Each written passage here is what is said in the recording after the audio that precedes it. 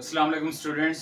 आज जो हमारा टॉपिक है वो फर्स्ट ईयर के दूसरे टॉपिक में से हमारा वो है हमारे पास एटम के बारे में कि एटम होने के ऊपर लास्ट टाइम जो पढ़ा था वो कहा था हमने इनडिविजिबल। लेकिन देखें काफ़ी साइंटिस्ट ने फिर इस पर क्या किया, रिसर्च किया है। रिसर्च करने के बाद हमें ये जाके पता लगा कि एटम को ब्रेक किया जा सकता है, एटम को तोड़ा जा सकता है। जब एटम को तोड़ा गया तो उसमें से 100+ हमारे पास क्या है, सब एटॉमिक पार्टिकल्स है। बेटा देखिए, सब का मतलब होता है स्मॉल और एटॉमिक मतलब एटम के। इसका मतलब हमारे पास एटम के फर्दर स्मॉलेस्ट पार्टिकल्स भी पाए गए हैं। उनमें जो हमारे पास 3 हैं वो फंडामेंटल पार्टिकल्स हैं। देखिए हमारे पास ये व्हाइट बोर्ड पे जरा गौर फरमाएं, हमारे पास लिखा हुआ है एटम एज डिविजिबल पार्टिकल। देखें ये साइंटिस्ट ने बाद में डिस्कवर किया था कि एटम्स जो होते हैं वो क्या हैं, डिविजिबल होते हैं, हमारे पास डिवाइड हो सकते हैं। अब जब एटम डिवाइड होगा तो उसमें से हमारे पास कौन कौन से पार्टिकल अखज होंगे हमें वो हम लोग बताते हैं। देखिए बेटा हमारे पास क्या है, मैटर मैंने आपको पहले ही बताया था हमारे पास एटम पे कंसिस्ट करता है।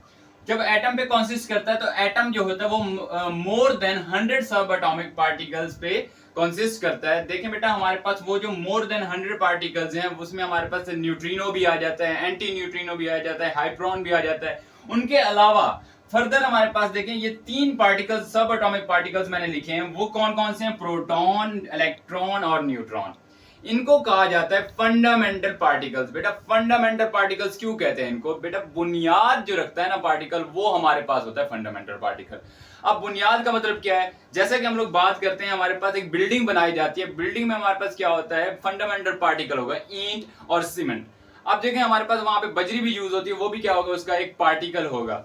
अब फंडामेंटल ये होगा कि हमारे पास उस पार्टिकल को यूटिलाइज करते हुए हमारे पास वो पूरी स्ट्रक्चर बनेगी। आपने जब भी हमारे पास एटम को डिस्कस किया है तो उसके सब एटॉमिक पार्टिकल आपने कौन कौन से पढ़े हैं, इलेक्ट्रॉन, प्रोटॉन और न्यूट्रॉन। देखिए एंटी न्यूट्रिनो, न्यूट्रिनो, इनका मैस बहुत ही स्मॉल होता है, बहुत ही कम होता है, जिसकी वजह से हम लोग इनको डिस्कस नहीं करते। तो देखिए हमारे पास क्या है, प्रोटॉन जो होता है वो पॉजिटिव चार्ज रखता है, प्रोटॉन पे पॉजिटिव चार्ज होता है। इलेक्ट्रॉन जो होता है उस पे नेगेटिव चार्ज होता है। लेकिन जो न्यूट्रॉन है वो वर्ड निकला है हमारे पास न्यूट्रल से। तो न्यूट्रल का मतलब क्या हुआ, जिसपे कोई चार्ज ना हो, ना ही वो पॉजिटिव चार्ज रखता है ना वो नेगेटिव चार्ज रखता है, तो इसको कहा जाता है न्यूट्रल या न्यूट्रॉन पार्टिकल। अब आते हैं हमारे पास नेक्स्ट कि हमारे पास प्रोटॉन और इलेक्ट्रॉन और न्यूट्रॉन कहां कहां हमारे पास पाए जाते हैं। देखें न्यूक्लियस जो होता है उसमें हमारे पास प्रोटॉन और न्यूट्रॉन पाए जाते हैं, इसलिए कहा जाता है हमारे पास न्यूक्लियस पे पॉजिटिव चार्ज होता है। जैसा कि आपने 9th क्लास में पढ़ा हुआ है कि हमारे पास रदरफोर्ड ने एक एक्सपेरिमेंट किया था, वहां पे सेंट्रल जो हमारे पास पार्ट था वो पॉजिटिव चार्ज रखता था। उस सेंट्रल पार्ट को हमने नाम दिया था न्यूक्लियस का।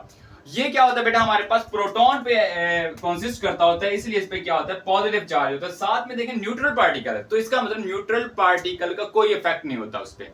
अब बात आते हैं हमारे पास इलेक्ट्रॉन कहां पाए जाते हैं। बेटा इलेक्ट्रॉन जो होते हैं हमारे पास वो ऑर्बिट में रिवॉल्व कर रहे होते हैं अराउंड द न्यूक्लियस। अब देखो जो हमारे पास न्यूक्लियस है वो पॉजिटिव चार्ज रखता है और इलेक्ट्रॉन कौन सा चार्ज रखते हैं, नेगेटिव चार्ज रखते हैं। तो देखें इलेक्ट्रॉन को जो न्यूक्लियस है वो अपनी तरफ अट्रैक्ट करता है। आपने एक फोर्स पढ़ी हुई है, सेंट्रीपिटल फोर्स, उस फोर्स की वजह से ये इलेक्ट्रॉन्स जो होते हैं वो रिवॉल्व कर रहे होते हैं अराउंड द न्यूक्लियस। अब बात आती है हमारे पास कि जब हम लोग बात करते हैं न्यूक्लियस में हमारे पास प्रोटॉन और न्यूट्रॉन पाए जाते हैं, तो एक ऐसा एलिमेंट भी है हमारे पास जिसमें सिर्फ प्रोटॉन और इलेक्ट्रॉन होते हैं, यानी कि एक ही प्रोटॉन होगा और एक ही इलेक्ट्रॉन होगा, वहां पे न्यूट्रॉन एब्सेंट होता है। तो वो हमारे पास उसमें एग्जाम्पल पूछता है, ये एमडी कैट का क्वेश्चन हमारे पास आया हुआ है, which one of the following only consist of proton. कौन सा एक पार्टिकल है जो सिर्फ और सिर्फ प्रोटॉन पे ही कंसिस्ट करता है। देखो अगर हम देखा जाए हमारे पास एटॉमिक मैस इसका देखें 2 है, और एटॉमिक मैस जो होता है वो न्यूट्रॉन प्लस प्रोटॉन होता है। तो इसका मतलब इसमें हमारे पास एटॉमिक नंबर क्या है, 1 है जो कि प्रोटॉन नंबर है, और इसका एटॉमिक मैस क्या है, 2 है जो कि हमारे पास न्यूट्रॉन प्लस प्रोटॉन है। जब प्रोटॉन 1 है तो इसके अंदर एक्स्ट्रा जो एक हमारे पास जमा हुआ है एटॉमिक मैस में वो क्या है, हमारे पास एक न्यूट्रॉन है। तो इसका मतलब इसमें न्यूट्रॉन मौजूद है, इसमें प्रोटॉन के साथ न्यूट्रॉन मौजूद है। लेकिन नेक्स्ट देखा जाए बी ऑप्शन में 2 इसमें प्रोटॉन है और 2 ही इसमें क्या है, हमारे पास न्यूट्रॉन है, क्योंकि एटॉमिक मैस में से जब हम लोग माइनस करते हैं एटॉमिक नंबर तो वो नंबर ऑफ न्यूट्रॉन्स के बराबर होता है। तो जरा देखिए 4 - 2 इज इक्वल टू हमारे पास क्या बनता है, 2। तो इसका मतलब 2 इसमें क्या है, न्यूट्रॉन्स है हमारे पास। तो ये भी पॉसिबल नहीं है क्योंकि इसमें भी हमारे पास सिर्फ प्रोटॉन नहीं है। नेक्स्ट देखा जाए तो हमारे पास हीलियम पार्टिकल है। बेटा हीलियम पार्टिकल में हमारे पास क्या होता है, इसमें देखें 2 प्रोटॉन है और हमारे पास 4 जो है इसमें एटॉमिक मास है। तो हमने क्या करना है, एटॉमिक नंबर को माइनस करना है एटॉमिक मास में से, तो फिर भी हमारे पास वही आंसर आएगा 2। और इसका भी हमारे पास क्या होगा, 2 न्यूट्रॉन्स इसमें हमारे पास पाए जाते हैं। देखिए डी ऑप्शन में जरा गौर फरमाएं, मैंने प्लस का निशान भी लिखा है, इस पे प्लस का चार्ज भी लिखा है। ऐसा क्यों? क्योंकि बेटा इसमें से इलेक्ट्रॉन क्या हो गया है, इसमें से रिमूव हो चुका है। जब रिमूव होता है इलेक्ट्रॉन तो उस पर पॉजिटिव चार्ज आता है, आपको पता है। तो इसका मतलब इसमें से इलेक्ट्रॉन भी रिमूव हो चुका है। बाकी हमारे पास क्या रह जाता है, अब देखिए हमने क्या कहा था, एटॉमिक नंबर जो होता है वो प्रोटॉन नंबर होता है। तो इसका मतलब इसमें एक प्रोटॉन हमारे पास मौजूद है। और देखिए 1 जो है एटॉमिक मास, वो क्या है आपको पता है, वो प्रोटॉन प्लस न्यूट्रॉन होता है। तो हमारे पास न्यूट्रॉन जो होगा वो हमारे पास इसमें 0 होगा। क्यों? आपको पता है एटॉमिक मास में से जब एटॉमिक नंबर माइनस करते हैं तो हमारे पास क्या आ जाता है, न्यूट्रॉन के नंबर आ जाते हैं। तो जरा देखें न्यूट्रॉन नंबर कितना आ रहा है हमारे पास, 0।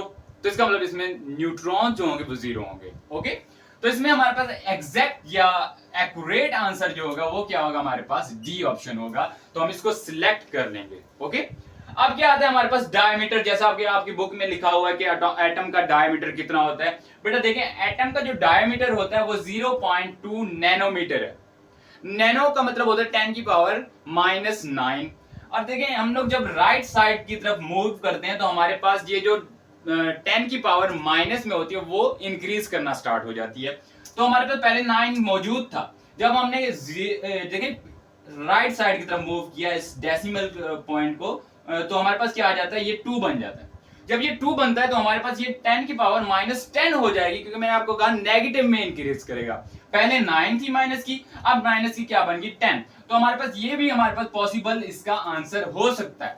अब एक बात याद रखिएगा, हमारे पास 10 की पावर -10 और उसके साथ अगर मीटर लिखा हो तो इसको कहा जाता है एंगस्ट्रॉम हमारे पास। ठीक है, तो हमारे पास 2 एंगस्ट्रॉम भी इसका आंसर पॉसिबल है। अब आते हैं हमारे पास मैस ऑफ एटम की तरफ। बेटा देखिए हमारे पास कभी भी ये पॉसिबल नहीं है कि एक एटम को हम लोग किसी भी तराजू में लेके उसको मेजर कर लें उसका मैस, ऐसा पॉसिबल नहीं है। तो एक बात याद रखना हमेशा, हमने क्या किया, इसका सपोज किया हुआ है मैस। वो सपोज जो मैस है हमारे पास वो 10 की -27 से लेके 10 की -25 किलोग्राम के बराबर होता है। अब बेटा देखें किलोग्राम जो होता है वो एक बहुत ही बड़ा यूनिट है हमारे पास। तो हमने एटम के लिए एक स्मॉलेस्ट यूनिट सिलेक्ट किया है। वो कौन सा यूनिट है हमने जो एटम्स के लिए सिलेक्ट किया है बेटा, वो है AMU। इसका आप देखिए नाम से ही जाहिर हो रहा है, एटॉमिक मास यूनिट, यानी कि एक एटम का मास। एक एटम का जब मास हम लोग मेजर करते हैं वो हम लोग किस में करते हैं, एटॉमिक मास यूनिट में। तो हमारे पास जब एक AMU ये बराबर होता है 1.66 10⁻⁻27 किलोग्राम के। एक और भी इसमें पॉसिबिलिटी है हमारे पास, वो ये है कि हमारे पास देखें यहां पे मैं लिख रहा हूं 1 AMU will be equal to 1.66 10⁻⁻24 यहां पे आएगा बेटा, -24 ग्राम।